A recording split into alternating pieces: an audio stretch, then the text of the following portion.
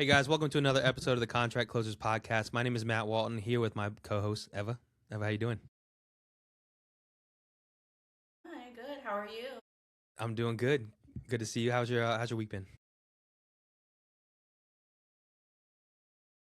I don't know. It's been good, I guess. I've got 2 viral videos going right now, so cool. Nice. Yes. Yeah. If you guys haven't followed her on TikTok, she's living in her car and showing how to make ten Yeah, thousand living dollars in or my car. what $30,000 in or $10,000 in 30 days, right? 10 and 30, yeah. 10 and 30. Gotcha. Yeah. If you haven't also followed her beforehand, she does TikTok challenges where it's 10K in 10 days, using her system, her AI system to show you exactly how she can generate a ton of leads, a ton of offers, and getting deals under contract pretty quickly. She did it for herself. So I think you said 18 deals. No, you did 18K in 10K in 10 days. What was it? Yeah, 18, I'm like 18 deals, goddamn. I'm now following her. So. There you go. Yes. If you haven't followed on TikTok, please do. But also, guys, we have an awesome guest today. Someone we were talking to a little bit before we just jumped on this podcast here. Someone my wife definitely told me I need to talk to as well. And so you got to listen to your wife, every once in a while. This is Jay Holder. Jay, how you doing, man? Hey, brother, how are you? Doing good. So Jay, you run Finish Line TC Services. You have a 5-person team, 4 owners on that. You've been doing it for about 3 years now. So I want to talk about TC stuff because I think it's very important in this industry, especially that people don't understand it. People don't. I think people sometimes underestimate it and how important it is also. And then we also want to talk about your investment strategies and what you're doing currently because there's a lot of stuff around that as well. So just to jump in really quickly, tell us about how you got into TC work in the real estate world in general. Yeah, man. So about 3 years ago, I was on a Grant Cardone rabbit hole until like 4 in the morning. Well, I was doing until about midnight, and then a Pace Morby video popped up, right? And so I went down his rabbit hole Yep. for until like 4 or 5 in the morning. My wife woke up and goes, "Hey, don't you have to work today?" And I was like, "Yep, but it's okay." So anyway, I started following a lot of his stuff, and in February of 23, when he opened Gator back up, because for a while he had it closed, I was like one of the first people that signed up. And it was awesome. And then honestly, I was on Zooms because when he starts a new program, he does a whole bunch of Zooms on top of a billion Zooms he already does. The guy's amazing. And people were asking contract questions, and my history and my background is in the C-suite inside of companies. I'm a chief information security officer. Like, I'm used to risk contract evaluations. So I was answering questions about the contracts, and he was like, "That guy's right," And so people started reaching out to me, and that's when I started TCing without knowing that's what a TC does. I didn't know that. And so that's how I got into it, and I've been going strong for, like I said, 3 years as a TC. Been investing, lending, pretty much doing everything I can to help with transactions and to make sure the transactions go smoothly. You gotta love those rabbit holes, especially when they Yeah. lead to something, right? Instead of just like leading to Yeah. they can take you down a lot of different places. But I'm glad you took the rabbit hole and then you did something with it. Yeah. Awesome. Yeah, a lot of people like to watch YouTube, but a lot of people don't like to put the action in behind it and the money behind it too. Yeah. I'll be honest with you. I get tired of watching YouTube. Everybody's like, and Zooms, like I try to get on some Zooms, but there's a lot of Zooms I don't get on. And I say, "Oh, I'm going to go watch from the vault." I don't, because like with what I do and how many clients I work with, like they've watched the Zooms, they've done all that. They're bringing me the information, and then I'm able to process it, understand what we're doing. And so, and then if I go, that doesn't sound right, then I'll go find the Zoom they're referencing and double check it. But Yeah. yeah, it's helped me a lot with that. That's my mentality, the way I think. Because I'm like you, I'll get stuck watching Zooms and YouTube and not take any action. I'm not gonna make any money, or I'm not gonna help. My goal is to protect people, so I'm not gonna help protect people or make sure people are doing things right and legally if I don't, put it into practice. 100%. Yeah, people feel like they're productive because they're watching a lot of Zooms or YouTube videos. Like you're not really. Because you're never gonna get a house under No. contract or property under contract. You can put an offer on it. If you spent watching Zooms on how to put offers on it, but you never actually did the offer, you're not gonna get anyway further. So 100%. I feel the It same way creates about information overload. Yeah. exactly. Yeah. And shiny object syndrome and all those great things, right? Like I see it all the time. I've got investors that are buying one thing, and then they hear, "Oh, GPUs." Now they're like, "Jay, do you know how to TC that?" I'm like, "No, not at all." Like, I'm honest. I can't. Now Yeah. I will tell them I'll figure it out if they want me to Yeah. do it, and they want to pay me to figure it out. I'll go figure it out, and we'll get it done. But it's not something I know how to do. I just use that because I know Pace just put out a Instagram carousel about some investment stuff, and one of them was buying more GPUs, which I completely understand because I come from the technical world, but not my cup of tea. So hopefully, Yeah. but if somebody wants me to learn it, I have no problem. Like I'll do some things a lot of TCs won't do, um, because I'll make sure it's done. I'll make sure I can legally do what I'm supposed to Yeah. do. But Right. like file restraining orders, I've done that for a client. You done that for a client? We gotta hear that. But no, GPUs and stuff. Yeah, I've heard Pace talk about that, and I just immediately was like, not there. You I know, mean, it I'm- makes sense. You buy the GPU, Yeah. you buy all the GPU stock or the GPUs, and then you lease them to a data center or you lease them to AI creators and things like that. I mean, it makes logical sense if you can buy enough. Yeah, and I I just too is not going to do anything. But to me, I'm like, all right, let me focus on what I'm doing and let's be super successful in this one thing. It's so yeah, easy because I mean, Pace is doing a million different things. He also has a huge team that can help him out with a lot of different things, and he's at a level where he can do that. For yeah, us, I'm like, I'm focused on let me buy my properties and get to where I want to go in first, and then I'll look at different investment strategies. yeah, exactly. And that's how it works. Like that's why I tell people all the time. Like they'll tell me Pace did this, Pace did that. I'm like, guys, Pace is amazing. You're not Pace, so like we got to be careful. Stay focused on one lane, like you said, because I think that's what he talks about. He did right, like he sub two, sub two, sub two, and started building, and now he's like you say, he's got teams for everything, so he's able to go into multiple things. Exactly. Yeah, we see that with wholesalers too. Me and Eva, we built our business and what we've done of wholesaling and everything. We see it constantly. It's like where you do one strategy, and it's simple, and to break it down is like you do a strategy like agent outreach, and you get a couple of deals in it, and then immediately like, well, people are making money in direct to sellers, so let me jump into that, and like you just screwed over your entire momentum that you had because you just left what's working, it's bringing you money to try and jump into something else because you saw something else that made sense.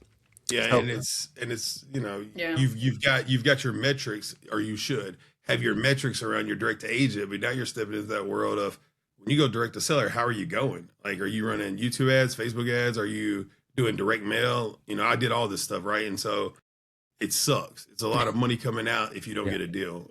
I did direct mail for like 3 months and I got a couple deals, but it wasn't enough to make me happy. So I don't do that anymore. I wholesale a different way. If something comes across my desk and a client's like, hey, I want to wholesale this, I'm like, cool. I have somebody who probably will buy it and I will wedge in there and get a piece and then yeah. we'll wholesale it. Like a little bit of a micro flipping in a way. Yeah, We like Eva too, and Eva's out there putting out the bandit side, just trying to get things going. I did that too. That's fun. That was fun. Yeah, That was, awesome. I got no calls from that. Yeah, I'm one thing. I have a friend who did it, and he put his personal phone number on there. I was like, dude, you're Oh, crazy. fun. Like Oh, a wow. CRM phone number is like $20 a month, and so like my calls would come into my CRM, so I could sleep at night. Yeah, But he's still getting calls from people. I'm like, dude, there's no way we go to my personal phone ever. I would get a new phone then if that was the case. absolutely. You're setting yourself up for just the craziest stuff to come through. Awesome. So Hmm. let's dive a little bit into obviously TC work that you're doing here. So building a TC business, I think, is important. We're gonna get to that in just a second, but I want to know about just the typical questions around TCs. I want to ask about, do you do contracts for people? Do you actually write the contracts? Some people are yes, and some people are no, depending on certain situations. So let me ask you that first. Do you actually do the contracts for people? Um, I do, but I don't write the contracts for people. So what I mean is if they send me an LOI and it has all the terms in there, I will show them how it's drafted. I will send them an example of it. They can review it. In all of my stuff, it says, do not use this. This is not for use, or it's an example. If they choose to use the contract, that's on them. But it's more about showing them how to draft it so that they'll know how to do it in the future. But I do have some that I've been doing a long time, and I've got agreements in place that I'm allowed to write the contract for them. Okay. But it's all about your number one, my insurance, making sure it's right, and then it's all about all the documents they sign where they do what they're supposed to do, right? Like they're supposed to take some accountability. And right now, you've got some people who just don't. They're like, "Oh, the TC did it." No, that doesn't matter. Like you're Yeah. supposed to know your investment. Yeah. So Yeah, I think that's exactly why a lot of people don't do it. I think when my wife went through, she was doing TC work for us before our top tier TC came out, but then she heard it and she's like, it makes sense because you can have people that would just put the blame on you, like didn't actually read the contract, whatever, didn't actually tell you what was, didn't exactly correctly explain it to you, and so when you did something, then they blame you because they didn't check it over. So and that's why I require you to send me either an LOI that you have signed by you and the buyer or the seller, or every detail in email. And my thing out says, this is every detail you gave me. Please double check it, and if you want to use it, you can get it signed. And then I also hop on Zooms with the buyers and walk them through it. So we'll fill it out on a Zoom together. I'm just the typer, and they're telling me what to put where and what boxes. We'll do that too. gotcha. So what are and I know one of the other things I see people constantly ask for TCs is like, do you will you get paid at closing? That, I don't. I do half up front, half at close. Now, that said, I do have some types of deals where I'll get paid at closing, but there's a fee, right? Like if I'm taking a risk and it's all up to me, like as one of the owners of the company, like I make that choice on my deals that I'm doing if I want to take that risk. And so, but I'll get paid more. And so as long as they agree to that, then some deals I've done and it's worked out good. Like I've had a couple where I didn't get paid, but the majority, right? Like I was just talking to somebody before this call, it's volume. So like if I get paid on 5 of the 7, then that's fine. I made more than enough to cover the work. So it's really about my personal time. And then I look at it too um if I don't want to work on the file at all, or if I'm too busy, like then that's a different conversation. Yeah, I see a lot of people asking for that all the time. I'm like, it doesn't make any sense because first off, the people who usually ask for that are usually pretty broke Yeah. in general and probably haven't done any deals before. Yeah. And so you're asking a TC to put in a bunch of work with no guarantee you're ever gonna get this done. I mean, a lot of wholesale deals just cancel. It's just Yeah. part of the world. And my big one that I really have a problem with it is when I'm doing EMD paperwork or I'm helping with an EMD lender and they say, "Oh, the borrower won't pay the upfront $400." And I'm like, "Okay, you really want to lend to somebody thousands of dollars who can't afford $400 upfront? Like that make that make sense logically." Yeah. Same thing with PML. Like you want, I would be like charging, for me, like if I lend EMD, I charge a little bit up front of the EMD amount, a percentage. And same thing with PML. Like you want to give $50,000 and they can't give 1,000 up front. I'll trade you $1,000 for $50,000 all day long. Like math is math. Yeah. And so yeah, so I agree with you. It's like how not broke, right? But like how bad is it where you're doing these deals? And I get it. A lot of people are doing the zero out of pocket, so they think paying the upfront fees is money out of pocket, and it is. But there is a cost to doing business, Exactly. and so I'm with you. I think that it's funny when people ask that question. Yeah, and there's a reason why, like lenders I work with, a couple people I know here personally, like, all right, you need at least before I start agreeing to lend this money into you, show me that you got the money for the down payment in your bank and things like that, or Yeah. just you got the money in your bank because I got to be able to put my money up for you. I got to be able to trust that you can take care of it. So what would you say that somebody who is starting off or somebody who is just getting into real estate, when should they hire a TC? Should they just start off at the right off the back with a TC, or should they build some deals and understand things first before they run into it? I would think that they should build a relationship with the TC. So I do book a couple calls a day where it's just new people wanting to be introduced and wanting to go through what we do, and what I do and explain to them like when to get us involved. I honestly think if you're doing a one-off deal, okay, get the TC involved once you have the deal. But if you're somebody who's setting up a business and you're setting up like this is what we're gonna do, you should have that TC that you can call and contact at any time, within reason, like whatever that parameter is, and help you understand the deal flow, help you understand what's happening in the market. Now, this is where I personally think, and I love every TC, right? But this is where I personally think something that gets in trouble when people post, drop your TC. Does that TC understand your deal and structure, your investment strategy, your future? I've got a lot of clients that I only work with them because I know where they're going. I know where their roadmap is. I sit down with them and talk to them about their roadmap. And so when they bring me a deal, I look at them and go like, hey, this is, again, I'm not a normal TC. I look at them and go, hey, this isn't the type of deal you do. Like, this isn't in your roadmap. Are you sure you want to do this deal? And I've had some go, you know what, Jay, that's a good point. What if we just wholesale it? Like, I'll just assign it to somebody or I'll do this. But like, if you're always changing this TC, then move over to this one and this one, you're never going to have help building that strategy and that structure. Because I'm more of like an operator. Because again, I come not from a TC side, I come from the investor side. So this is one of the problems that keeps me with good clients, but makes me lose some clients is I'm 100% honest. And so I will tell you up front, hey, I wouldn't invest in this. Like, this is crazy. Why were you doing this? And I'll ask the questions. And I actually have an internal risk score. If I think it's too high, I'll go, hey, let me refer you to another TC that I trust. They'll take your file. Because I do tell people a lot of times is like, I can defend not taking your file because of the risk better than I can defend it going bad and you blaming me. Mm-hmm. And so, and what's funny is I have people blame me for deals going bad, and I'm a receipt guy. Like I will keep every single conversation. Zoom is recorded. So I've had one, and I was like, so here's all the stuff, and they looked at it and go, oh, you're right, and it wasn't my fault, and I felt bad for them, but I did my job. The deal went fine. It just didn't close the way they wanted it to, but um, they kept me out of all the conversations. I didn't meet the lender till the day before closing. I was like, really? Like, and I've got the emails where I was like, hey, I need your lender. Hey, I need to go through this. And so it's those types of things. So if you're a new investor, don't do that. Like when you get a TC, the TC should be the hub. And I'll use that like a wheel and spoke, right? Your tire has a hub, and then all the spokes go out to the tire to make it circle. That's how we should be. But we're also like, and what I'll tell people is I don't do the glue thing. I love the glue thing, but I'm more like the airbag. I'm the thing that keeps you from hitting your face on the glass. Like, because I'm an investor, right? But I don't TC my own deals. I pay somebody because when I'm in investor mode, I get excited and I want to do this, and I don't necessarily listen to your risk. And I love doing risk. But when I'm a TC, I go, hey, wait a minute, like this is red flag, red flag, red flag. Like, don't pump the brakes a little bit, slow down. And so, yeah. So, answer your question, long sentences there. That's a great answer. No. Yeah. So I can talk about this all day. I'm very passionate about like the stuff I do. good, and I hope it helps out. Anybody that's either looking to hire a TC or wanting to be a TC, because I think it's really important.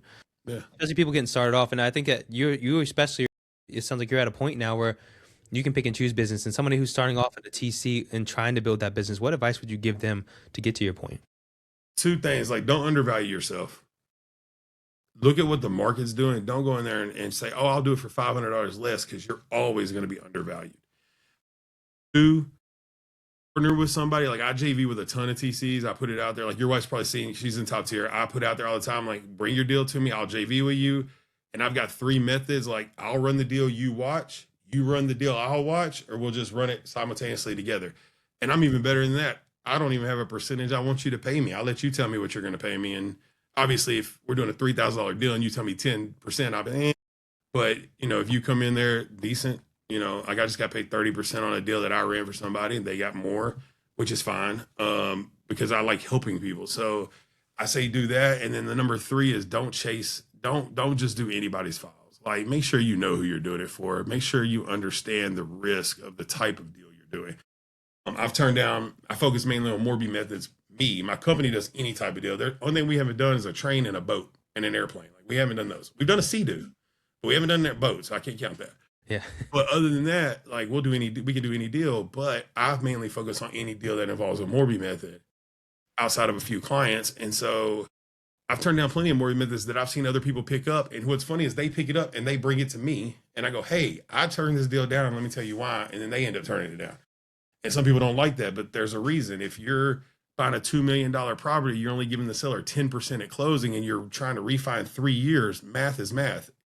Average appreciation is 3.5%. You're not appreciating a $2 million property all the way up to $4.1 million in 3 years. It's impossible. So no matter what you do. So, yeah. That's interesting to know, because, I would say that even though you don't have necessarily, maybe I'm wrong here, but you don't have a risk if they take a bad deal. You're just doing the paperwork that they told you to do, right? You're just saying, and it's morally, I think, more on you than it is than actually like legally what you're doing. You're just doing what the paperwork said. If you guys decide to take this deal, you could be like, go ahead, I'll do the paperwork for you. Here you go. You decided to do that, right? But now morally, you're like, I can't let you do that. So I don't know about legally, like what can happen, right? I've heard where you can be called into court and all that, and I agree because you touched the file. But if you show you didn't have anything to do with anything but the paperwork, you're not going to get in trouble, right? That's me thinking. Again, I'm not a lawyer or a real estate agent, obviously, but I have a moral and ethical code to where if I see that this is going to screw the seller, because you're putting the seller at risk in a lot of these deals. If you're intentionally going to screw the seller, like, hey, I can't do that deal. I don't want that karma, right? Or I don't want that blowback because you screwed up. Not necessarily that I'll be in legal trouble or anything like that. It's more for me morally. And so a lot of TCs believe that. Like a lot of TCs have the same belief about don't take these deals, don't do these deals. Now to tell you I've never done a bad deal, I'll never tell you that because I've done deals where they went bad and I have no control over that. Everything I did, they have all the protection in the world that they could get. But again, I can only go so far as what I'm allowed to do. So like, I have lawyers that write protection documents and things like that.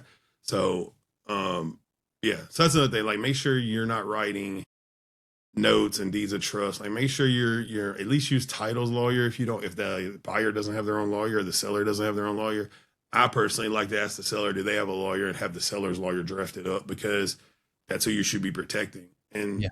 you know, Yeah, same thing. I think it's important to do that. Whenever we do any type of creative finance deal, I heavily encourage the seller, go talk to a lawyer if you need to. Like, go talk to somebody about this deal that can make sure you can go over all of it. I'll answer all the questions I want to, but I don't want you to completely trust just me and what I'm saying. Go and talk to somebody and actually get it down. The lawyer we use in a title company here in Virginia, they sit down with the seller and they're like, here's all the risks. Here's what's going on. Here's what everything that says like that. And a lot of investors stay away from our title company because they do that. I am 100% okay with them doing that. you and I probably need to talk. I'd like to know who that is, but or I mean, if you want to say it on here, that's fine. I know it might be kind Coleman and Coleman in Virginia, in Hampton Roads, Virginia. They do pretty much most of Virginia. Coleman and Coleman. of okay. Call my girl That's good, Maggie. because that's good, because that's what I like. And what's funny is, like, I like attorneys and title companies that don't have, obviously they have a financial stake in doing the deal because they're going to get paid for doing it. But the fact that they're willing to tell all the risk, which is essentially they're trying to talk the seller out of doing the deal. That's what they're trying to do, which is great. It's great, because if the seller does, you're no skin off your back. Like, you're like, well, that sucks, I lost the deal, but it's not going to change what you're doing, because you have the same ethical and moral code that I do. Of, like, I don't want the seller to feel screwed. I don't want them to get screwed. I want them to be protected. And that will go So, worse later on. If they later yeah, on they feel like they got screwed after they've already signed all the contract and things are yeah. moving forward, that's a worse situation for you. Yeah, and then you have other situations where they go, "Oh, I didn't know what was happening. Oh, I didn't know." Those seller disclosures are great, but when you have an attorney do it, they definitely knew what was going on because they met with an attorney. So, Yeah. man, dude, I like that. And for me, it's like I tell people all the time. For the way I work, again, this is me personally, and not necessarily our company, because our TCs are kind of independent, right? We just we're the hub. They I don't take when I take a deal and I'm working it. I work for the asset. So I don't care who pays my fee. I don't care that the buyer pays me. I work for the seller. So anything the seller needs to protect the seller, that's what the seller is getting. And I tell the buyer they got to get it. Now, don't get me wrong. That said, I'm protecting the buyer too, but my goal is asset. So if it's on a private money lending deal, I'm protecting the lender. If it's and the borrower's paying me. If it's on a sub two deal, I'm protecting the seller and the buyer's paying me. That's the way I work, and they know that. My clients know that, because that's what I tell them. So I don't like, I'm very bad. If you get me on a phone call with a seller, don't make sure you tell me if you want me to speak or not. Because if I speak, I'm just going to tell the truth. And I've had some deals where I've told the truth, and apparently my client didn't, and they canceled the deal. And the client got mad at me, and they're no longer my client. I'm like, dude, you lied. Like, I'm not going to tell the truth. Like, you might not get the deal. Oops. Move on to the next one. There's so many of these things. It's Yeah. cast People the net. don't think when it comes to that. They think so short term about how I can make this money right now, but what you're doing long term, what has ripple effects on everything you do in your reputation and your business and everything Yeah. else, but also in general the industry. The more people who get screwed over by creative finance deals, by people who don't know how to explain them right or tell about or how to do them right, will cause more legislation and more issues where nobody can do creative finance deals anymore. And so it doesn't make sense to actually. It's so short sighted. I think that's a big problem. Absolutely. Yeah. It's just, it's like, how am I going to make my money right now? I can screw this person over, but I'm okay. I'm getting paid. I'm like, yeah, you can maybe make a little money right now, but you are going to be in trouble later when things come around, and it's not worth it. So you explained a little bit about how you're the hub of stuff, and I think that's important to know. How does someone use a TC correctly? I mean, number one is make sure you're fully transparent with them. You give them everything. Like, give them the terms. Don't hide the seller's contact information. Don't hide who your lender is. Don't do things outside of your TC. So I've got one where we changed title companies 3 times. I didn't find out until this random title company found an email while I was on it and sent me a thing going, "Hey, I have your file." And I was like, "No, you don't." And apparently we changed twice. And I didn't know that because they didn't tell me. They didn't put me on the conversation. And they're like, "Oh, well, we wanted to get everything set up and then have you go ahead and finish it." I go, "But that's the role. Like, I got to make sure they know." And guess what? The title company couldn't do the deal. And so we had to move it back to the original. And the problem was they didn't like the cost. I was like, again, cost of business. You're moving a file to save $1,000 when you're going to collect $60,000 at closing. Like, as investors, like, we can't be cheap. Like, I'm not saying break the bank, but like, when you've got somebody who can do the file and you can make sure it goes A to B and everybody's good and you're going to make your money, why are you worried about $1,000 on, it's that whole picking up pennies, stepping over dollars to pick up pennies. Like, it doesn't make any sense. Like, $1,000 out of 60 grand. Wow. You only made 59,000. Wow. Yeah. And it was a wholesaler. Like that was the funny part. It was the wholesaler that did it. It wasn't even the end buyer. I was like, dude, like, Yeah. because I'm really big. When you're a wholesaler, once you've wholesaled it, like I'm kind of like, I'll give you updates, but I don't need you making decisions. Like we need to get this deal rolling with the buyer because you can't impact anything at all as a wholesaler once you've assigned it.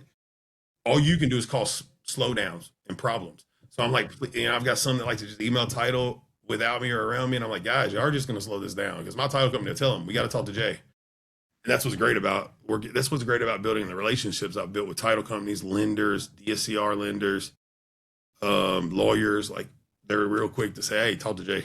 And then I'm like, hey guys, if y'all come to me, it's a lot faster because I'll either number one know the answer or two, I'll be able to get on a direct phone call with somebody and get an answer for you. Right. Yeah, I think that what you said is true about wholesalers and what they can do when they try and stick their nose into everything. Look, I'm gonna slightly disagree a little bit about if you're a good wholesaler, you understand how to make sure the deals get to the end. Because a lot of times I like to be a part of knowing what's going on because we can help move things along. Like for example, if they can't get a hold of somebody, I've called the heirs of people and be like, hey, this is what needs to be done. Can you move this on? My wife is a TC, so she helps to move that along too. So if you're a good wholesaler, you know what you're doing and you know what the situation calls for, then you can help to push it along. But you also can, like you said, be a hindrance to it. And that's what I meant. Like not Yeah. that you shouldn't, not that you shouldn't be communicated with and involved. But what I mean by this is when you're emailing title, you're blowing up title, you're blowing up lenders, you're doing all these things that aren't part of what you're supposed to do as a wholesaler, right? Your job is if I can't get a hold of the seller, hey, Matthew, your seller's not responding to me. Can you give him a phone call? Yeah, I agree. But there's no reason that you need to blow up title because my relationship with title is way better than any wholesaler's relationship with title is going to be, except maybe your title company yet, right? Because I ain't dealt with them. But that's more what I was talking about. Yeah, you're right. Like I'm not saying don't be involved, don't be hands off. But the way I communicate, you pretty much can be hands off. Like the problem is we have some wholesalers, and you know this, you've wholesaled. You make your living on wholesaling. I'm not knocking wholesalers. I work with them. I buy from them. I love them. But when you're chasing that money, like they like to hurry up, and they act like everything's a fire. It's a now. I had a call from a wholesaler at midnight one night. Talk about a change we needed to make with title. I go, you think I fixed to call title at midnight? Like you're not there. Like, and it was a Friday night. I was like, I will call them on Monday. I said, email it to me. So that's another thing, like future TCs, right? And current TCs, quit taking like your orders, change orders, your details over the phone. Like you either need to be on a recorded Zoom or it needs to be in an email. I don't even do text or Facebook. Somebody text me something they won't change. I'm like, please send it in an email. Put it in a documented way. So again, when somebody goes, oh, he messed up my deal. Oh, she didn't do this. You can go, here's everything I was told to do. Nowhere in there did you say to do it, or here's everything I was told to do. I did every bit of the things you told me to do. So I don't take any kind of changes or anything through text, Facebook, WhatsApp, because everybody's blowing up WhatsApp now. WhatsApp, any of those, like I'll read it and I'll go, cool, this looks good. Send it to me in an email. And that's just my system. And again, I've been doing it long enough, and I've had to I filed one insurance claim in 3 years because a lender messed up.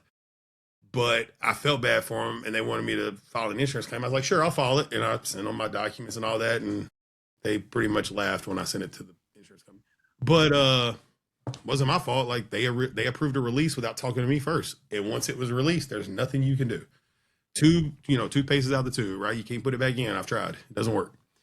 So So but I something felt really bad because I love the person. So I was like, man, if my insurance will pay and my premium goes up $10 a month, I'm cool with that. I don't care. And my insurance essentially told me they were going to tell them to kick rocks. And they did. And everything's fine. Like I've still talked to the person. It's not, they understand it's not my fault, but I get it. You know, when you lose a lot of money, you try to pass blame or you get pissed off.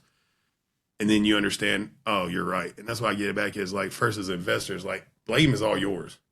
If a deal is bad, it's all your blame. I don't care if you hired an underwriter, a lawyer, anybody like that, a psychic, whatever you've hired, it's your fault. It's your fault if you lost money from that perspective. Now, if they scam you and they do it, that's on them. But you can't go, oh, they should have protected me. Like TCs are not lawyers at all. So I can only tell you so much legally.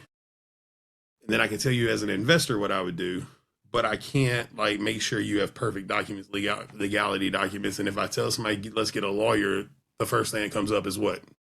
How much is that going to cost? And I tell them a number and they go, oh, I don't want to do that. Well, that's on you. Like put it in writing that you agree. Yeah. That's why my service agreement says you must consult. I advise you to consult an attorney. Whether you do or not is up to you, and they initial it.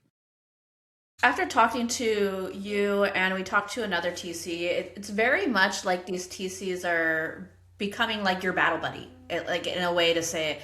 Because when you're trying to do a transaction, these people have all the knowledge that you should also have. But if you don't, they have more knowledge than you and they can help you getting things pushed along in the right legal ways so that it gets to the finish table, which is what I use my title company a lot for. And I do all my own TC work, so I don't have a TC there to help back me up. But having that person there to help back you up, I could see how it could make things so much easier. So for people who don't have TCs yet and are looking to get TCs, what? Because you're not like a normal TC. I've talked to a lot of TCs. My cousin's done TC work. Like there are some TCs that are paper pushers, I want to say, but like not to be mean, you guys just don't go above and beyond. You obviously go above and beyond. So what is it that what like three core questions or two core questions should we be asking TCs to decide which one we want to work with that we know is going to be like that battle buddy?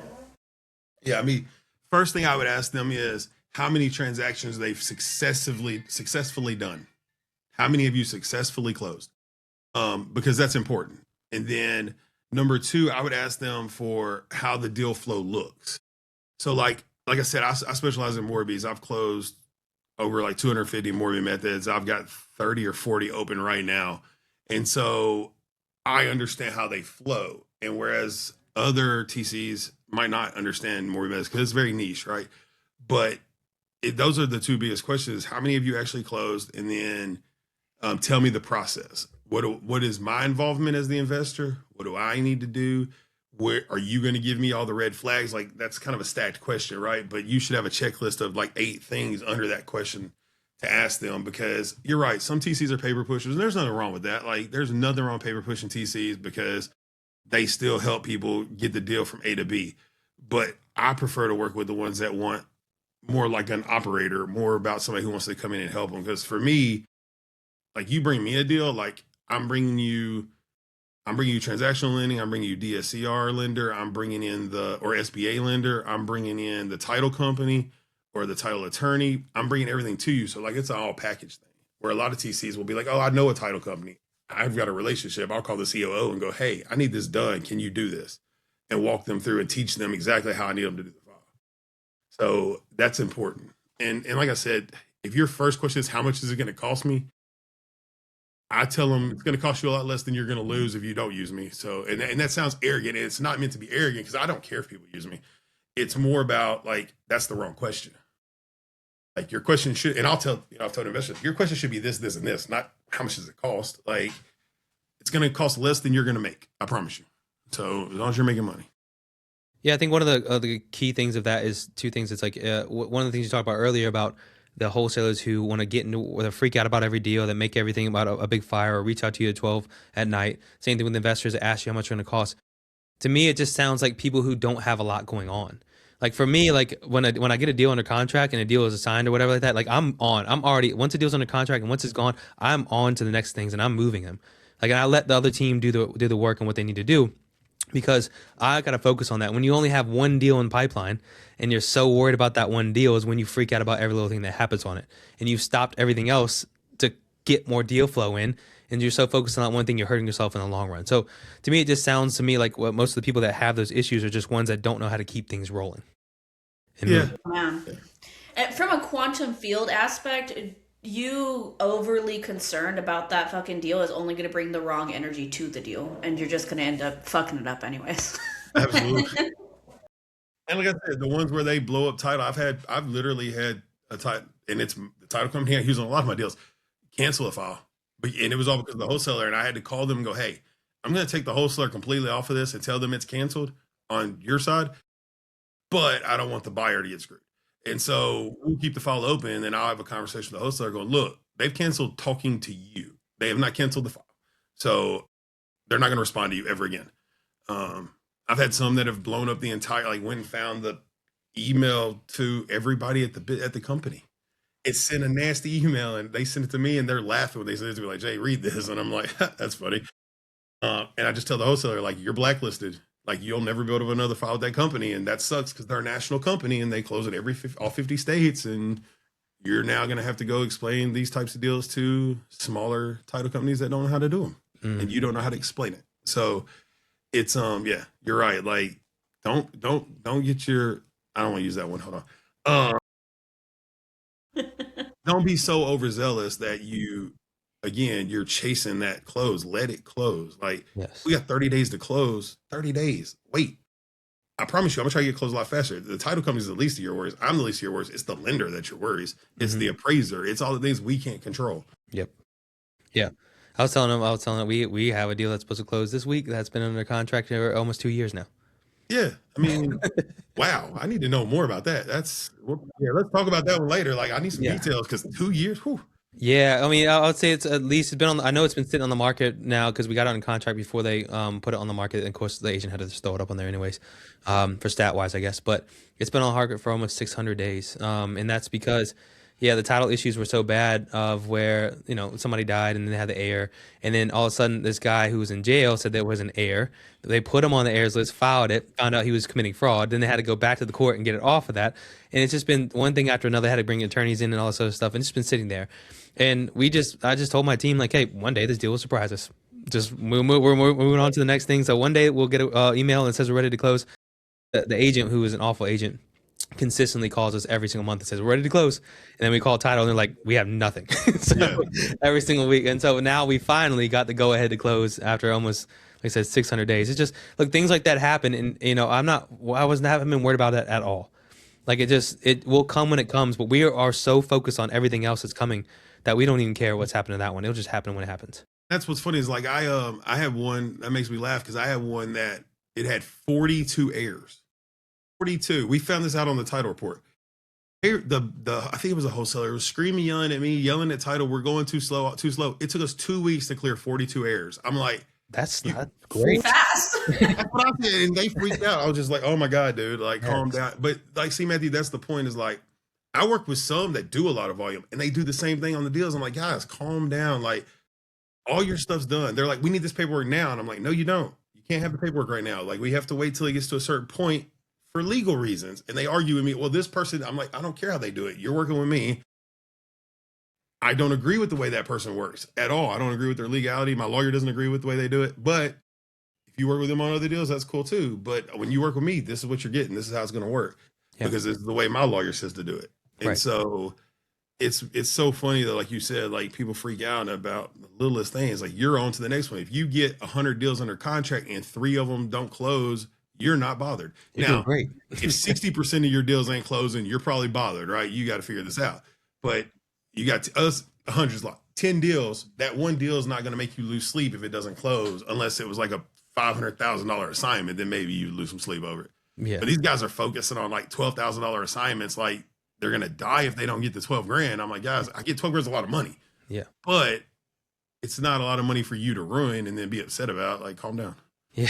Feels like we're bagging on wholesalers. I'm not bagging on wholesalers. We lasted 2 months, and then me and Eva are wholesalers. Yeah. Well, I mean, Ava, you're over here teaching 10 grand in a week. Like, I'm following you on TikTok now.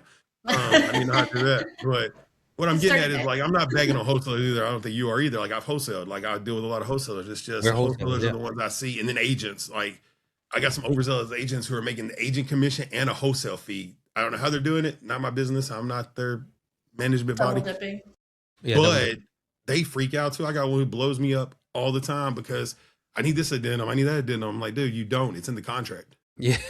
And he's like, but the seller wants it. I'm like, show the seller the contract. It's already in there. Like, I'm gonna make an addendum that states what's already in the contract. It doesn't matter. It doesn't work. Yeah, we're me and Ever are wholesalers who understand how bad wholesalers can be. Yeah, we have no problem with that, and agents too. Agents, what's scary to me is how many agents are advising clients on contracts. They have no understanding of what that contract is saying. Like, my wife used to be a paralegal for a real estate litigator. She's very good at contracts. I'm very, very lucky to have had her on part of our business from the very beginning, because I hate contracts. I don't like reading them. I don't understand them, and I don't care to focus on understanding them. I rely on people. And looks the other way. Yeah, it's just something I need to. That's why I just say give it to I just call her my lawyer, just jokingly say, here's my lawyer, give it to her. She's not really, but I just do that because I trust and rely on those and on her to give me the right advice on that. Same way people would work with the TC, they trust and rely and be able to do that.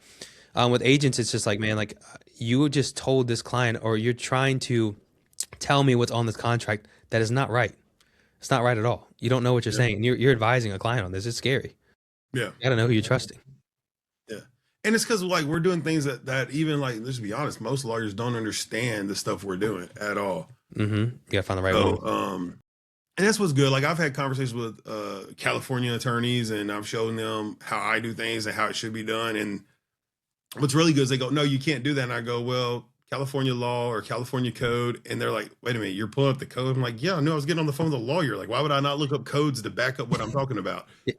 Oh, and I've had them change their mind. I've had a lot of them. Like I've reversed the due on sale on a VA loan for Rocket Mortgage recently because and the attorney they had hired to carry out the due on sale did not know that you could do all this stuff under a VA loan. So I had to pull all the VA code and do all that and send it to him. And he goes, "Well, I'll have to talk to Rocket Mortgage." They're like, "Yep, if you can get the control, if you can get the security document, blah, blah." And I was like, "All right, it's already done. It's in your email. Like, are you good? We just need the approval so we can do the warranty deed transfer and we'll be done." And I'm still waiting. Apparently Rocket Mortgage is quick to do due on sale, but not quick to help you resolve it. We've been working on this for like 2 months now, and the guy keeps going, "I'm just waiting on Rocket Mortgage. I'm just waiting on Rocket Mortgage." I'm like, okay. As long as my client isn't getting his property taken and he's still paying the mortgage, I'm good. My client's good. He understands. There's nothing I can do. That's awesome. We just got to wait on the lawyers. So I wanna talk quickly about this. Gator. You were a Gator. Yeah, I'm a good. Can you explain for anybody who doesn't understand what that is, how it works? Yeah. So essentially, we fund earnest money deposits. We fund double closes, and then I fund Morby or stack method closings. I fund them directly, or I have 2 partners that will fund, and we can fund a ton of money. All right, say I need EMD because I'm a new wholesaler and I don't have money to put down EMD. How does it work with the Gator? So, and not every Gator is the same. The way I do mine is, if you need $1,000, right? Let's just say that's what it is. I'm going to charge you probably 25%, depending on how long you got to keep it in, and I'm going to charge you 10% up front. So you're essentially going to send me $100, and then I'm going to wire $1,000 to title, and then when it closes, you'll get credit for that $100, and I'll get my fee on top of the $900 I'm now getting back. Okay, so you're getting like $250 on top of that? Yeah, 25%. Yeah, $250. So I'll get a total. Yeah, so I'll get a total of $350, I think, or something. No, it'll be a total of $250 on my fee. So this helps you move towards that deal and get that done and stuff like that. Yeah, so and it's to help. Yeah, it's just so you can close. And again, like it's a risk for us because like those deals, I mean, like how many wholesale deals fall out because they just can't find a buyer or whatever. And don't do it right by holding it past inspection period, stuff like that. Yeah. So I work with my wholesalers on how to write their contract to where you don't need EMD. But as a Gator, I'm not going to talk about that. I like to fund EMDs. I don't really like to fund EMDs actually. I only fund EMDs on deals that I'm the TC on. Just being honest, I quit funding for random people because I watched how much my money just went back and forth, and I wasn't really making anything. Like yesterday, I funded a $17,000 EMD for somebody, but I'm doing the entire contract, so I know when it's going to expire. I know that my money is secure. I don't have to. I help them with the PSA, so all my stuff was included in the PSA, so that way, I didn't have to go back to them. Go, I need you to sign a mutual release. I need you to do this. One misinformation on Gator, real quick, is people will look at the mutual release states. And that's great. You should. But what people don't take into account is the title company's policy. And so just because it's not a mutual release state, the title company can have a policy that requires it. So I always confirm with the title company, hey, what all do you need if we cancel this deal to release the EMD back to me? And that's what I build my paperwork off of for that deal. So like my paperwork's not templated. Like I make sure I have that phone call conversation with title, and then I send a follow-up email making them confirm all of this, and then I send them my document that I'm going to get signed and make sure they'll accept it. Yeah. And so for people who don't understand what that is, I mean, basically, it's like when you go to cancel a contract, some title companies or states will say that the seller has to sign and say he agreed to release your EMD on this as well, which obviously if a seller can just be upset about you canceling the contract, even though you had every right to do it and just refuse not to sign it, and the next thing you know, EMD is stuck. Correct. So that's like the state when there's nothing they can do, but it's that policy when that's important. Like people don't know that. Like I've watched people get on, they've been on Facebook talking like, hey, this is a non-release state, but they won't release it. I'm like, and then when I respond, yeah, did you check out what the company's policy was? And they were like, no. I was like, yeah, you got to. Yeah. Got you. Got to. That's how I got. I don't know, like 6 grand has been somewhere out there. Somewhere back in Vegas when I first started wholesaling. It's somewhere out there. Yeah, you just reminded me She's that. like, but see, there you go. She's like, it's somewhere over there, but I've been doing enough Somewhere. I money don't to where know I can tell where. you know, Someone's it was got a it somewhere. it was a semester of community college education for you to learn Yeah. that. Yeah. I Yeah. mean, seriously, like I know people who've lost a lot of money, like in general, but then I know some who are like, well, I lost 10 grand. I'm like, well, you just paid for an associate's degree in not on how not to lend ever again. Yeah. On how to make sure you understand your own fucking contract and everyone else's terms and Yeah. conditions. Yeah. Absolutely. Yeah, I mean that's important. Obviously, you don't want to lose money to learn, but sometimes it happens. Also, I like to say this as a quick disclaimer: if any wholesalers are out there listening, if you are doing contracts and you have an inspection period and you hold your contract past that inspection period and you have to cancel, your EMD is rightfully given to the seller. Don't try and fight for that Wasting back. people's time. Seller is owed that. You broke your Yeah. contract. Do what you got to do. I like a lot of people trying to hold that back and then try and get their EMD back. No, no, the seller's owed that. You have your inspection period for a reason. Cancel within that and move on. So the next thing I want to talk about a little more of is Morby Method because it's really big. I had told you a little story right before this about this broker who was very upset about how Morby Methods are ruining the entire real estate world and stuff like that, and, which is not true. Can you explain what a Morby Method is and how it works?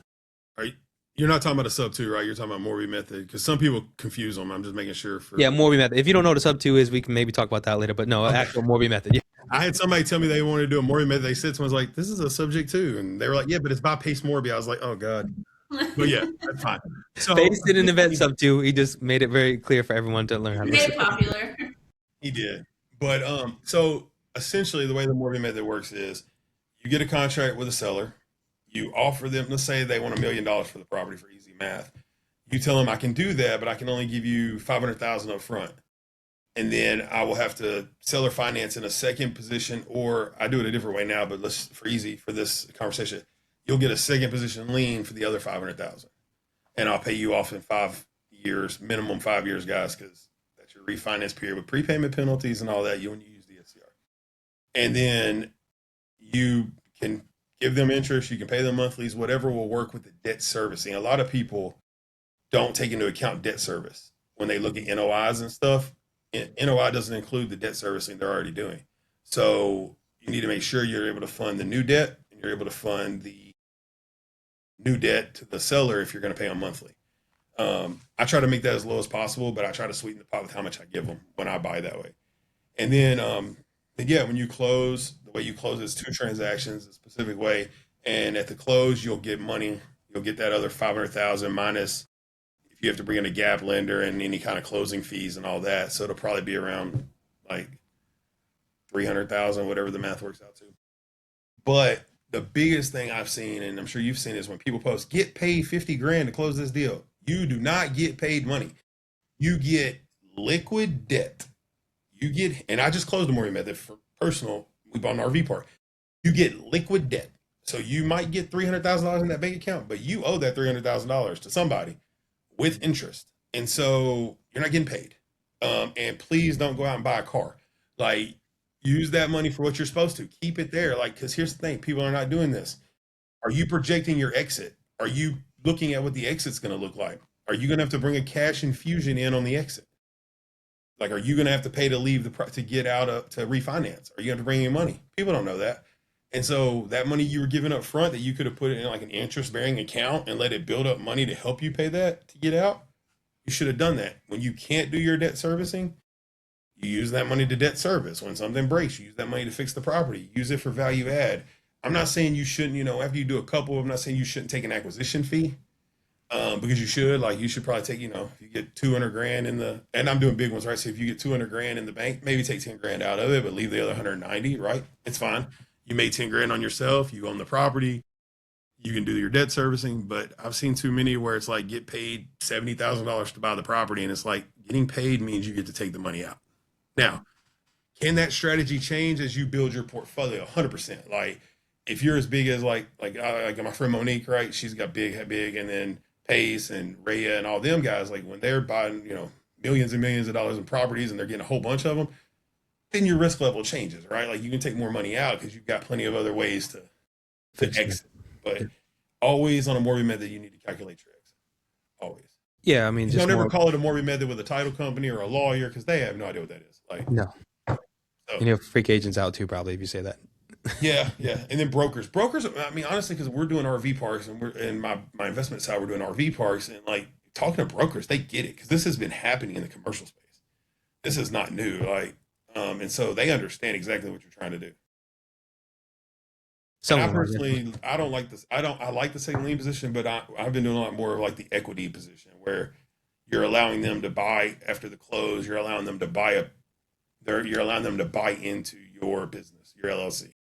And so I much prefer that way. It's a lot smoother. You don't have to worry about the lender. You don't have to worry about any of that, making sure everything's okay. Because on a Morby, you got to make sure you have to make sure lenders allow a second lien position or an encumbrance after the closing.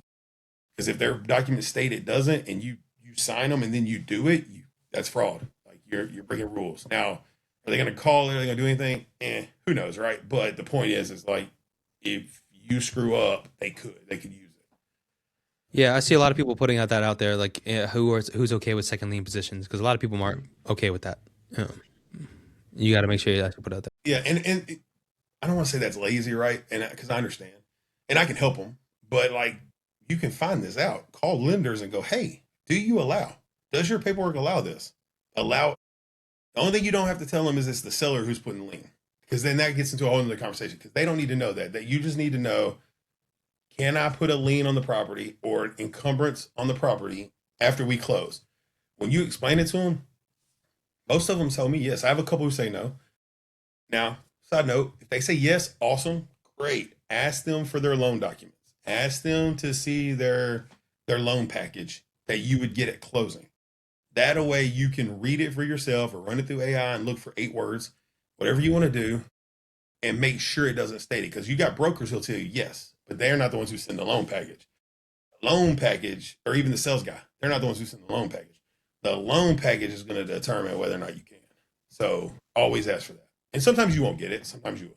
Yeah. The moral of the story is, if you're doing Morby methods, just make sure you understand exactly what you're doing. Or call me and I'll walk you through it hand in hand and do it for you. Yeah, I just think that like I'm a one-stop shop on Morby's. Like that's why I do so many of them.